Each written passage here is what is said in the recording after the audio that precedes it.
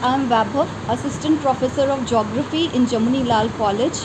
Today I am going to discuss the topic Quantitative Revolution in Geography. Freeman, in the mid-century review of the status and content of geography, had noted that there was dissatisfaction with the works of regional geographer. The view that the enshrining of regional work as the core of geography had led to neglect of the systematic perspective had been projected forcefully in a paper by Edward Ackerman in 1945. When the geographers were asked to provide intelligence material for the army during the World War II, their contribution was extremely thin in content. He emphasized that geographers needed to be much more firmly grounded in their topical specifications. He stated that the only remedy for the geographer's extreme isolation from other sciences was the development of the systematic perspective. The Schaeffer-Hartshorne debate further put stress on the use of scientific method in geography, so that, like other sciences, it could also develop laws and theories relevant to its field of study. This brought about a distinct shift in emphasis from regional to systematic studies. This involved a shift from areal integrations to spatial interactions, from absolute to relative locations. The geographers realized the significance of using mathematical language rather than the language of literature in the study of geography. Empirical descriptive geography was discarded and greater stress was laid on the foundation of abstract models. The diffusion of statistical techniques in geography to make the subject and its theories more precise is known as the quantitative revolution in geography. The statistical methods are employed in geography for generating and testing hypotheses using empirical data, whereas the mathematical techniques and theorems are used for deriving models from a set of initially abstract assumptions. In other words, statistical methods are used to estimate and test the significance of various parameters associated with a given mathematical model, such as the distance decay and the gravity models. The main objectives of quantitative revolution in geography whereas under first, to change the descriptive character of the subject and make it a scientific discipline. Secondly, to explain and interpret the spatial patterns of geographical phenomena in a rational and objective manner.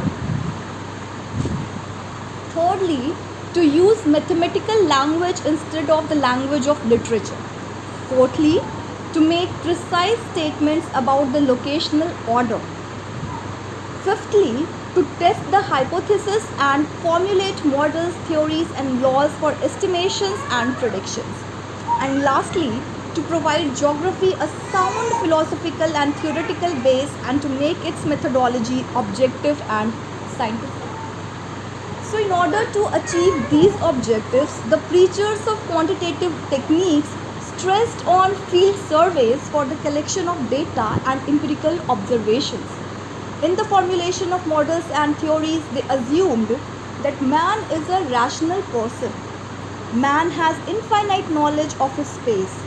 They assumed that space is an isotropic surface. There is no place for normative questions in scientific research. They assumed that normative questions like cultural values, belief, attitudes, customs, traditions, likes and dislikes, prejudice and aesthetic values have no place in geographical research and scientific explanation of geographical patterns. Now, when we see the historical perspective of quantitative revolution, we find that, as stated at the outset, statistical methods were first introduced into the discipline in the early 1950s. Since then, much attention has been paid to a set of very sophisticated dynamic linear and non-linear statistical techniques, including those that bear geographical problems. The inspiration for mathematical modeling came from at least two sources. First, social physics, which focused initially on gravity model and later entropy of maximization, and second by neoclassical economies which influenced geography principally through the regional science movement and location theory. The geographers borrowed several models from economics and sociology. Example, the crop intensity model of J.H. von Thunen, Alfred Weber's model of industrial location. Christoller was the first geographer who made a major contribution to location theory in his study of central places in southern Germany. Weaver, another American geographer, delineated crop combination regions in Middle West 1954 by employing the standard deviation technique, which brought quantitative revolution in agricultural geography. Hagerstrand constructed a stochastic model of the process of diffusion. Stochastic literally means random. Stewart pointed out the isomorphic or equal form or structure relationship between his empirical generalizations and Newton's law of gravitation. Thereafter, this concept became known as the gravity model. Now we see that what were the demerits of the quantitative revolution. Firstly, the quantitative revolution was based on the philosophy of positivism, which was originally proposed by Auguste Comte in 1820, which distinguishes science from religion and metaphysics. But the man and environment relationship cannot be properly established by the mechanistic models designed with the help of quantitative techniques. Secondly, the advocates of quantitative revolution pleaded for the language of geometry. Geometry is not an acceptable language to explain man-nature relationship. Thirdly, the models and theories developed on the basis of empirical data exclude the normative questions like belief, taboos, emotions, desires, etc. This is mainly being done to make the study objective and scientific. In the real world, in the interrelationship of man and environment and the decision-making process about the utilization of resources, people are largely governed by their religion, taboos, likes, dislikes, emotions, attitudes, and moral values. Fourthly, the assumption that man is a rational person who always tries to optimize his profit has also been criticized in the real world. Location decisions are seldom, if ever, optimal in the sense of maximizing profit or minimizing resources used. Fifthly, the assumption that man has infinite knowledge of his space has also been criticized. The knowledge about a resource changes as the new technology develops.